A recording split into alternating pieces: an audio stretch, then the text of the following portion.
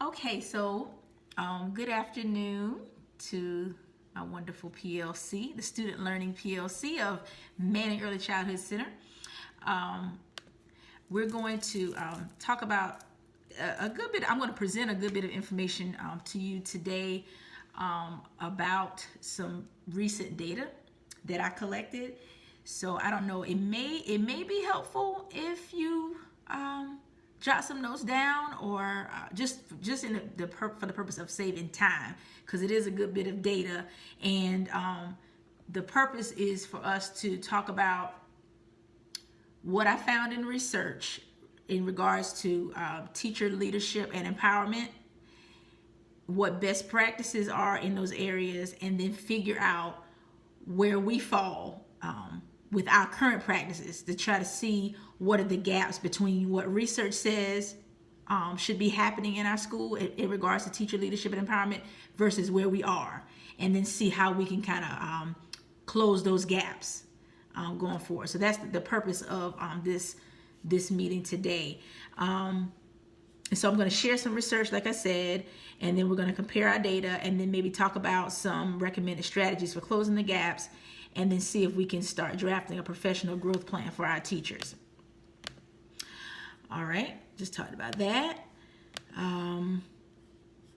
Okay, so here are some things that I found in my research. We had to research 15 different articles, use 15 different articles in our research, and as relates to 5 different areas of teacher leadership and empowerment.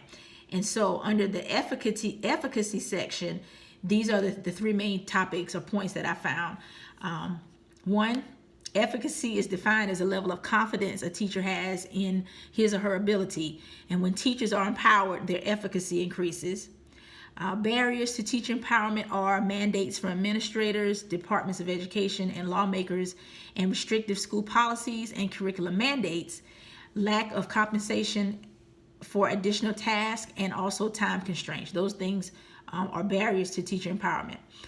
Another one, factors that can empower teachers are gaining more knowledge, finding voice, having choice in their classrooms, creating support networks, being praised for their effort, acknowledging their hardships, and when they are encouraged to share their expertise with their colleagues. And you kind of mentioned some of that when we talked the first time today about how you're feeling a little frustrated because you're not as empowered to do what you would normally do.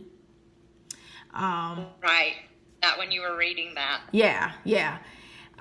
For results-oriented professional development, I found that ineffective PD is chosen without knowing how effective they will be in changing teacher behavior and on student outcomes. And common aspects of effective PD models are the teacher's ability to work with other teachers in small groups, the training's alignment with school improvement goals that highlight areas of greatest need for students and teachers, and the opportunity to actively learn and time to practice what they've learned, and peer observations and trainings that reinforce transfer into individual classrooms through coaching or mentoring. Does that sound about right? Mm-hmm. Yeah. And I think we've seen some of that this year, maybe, just some different things that we've been required to do that may not necessarily work the best for our population, and based on research.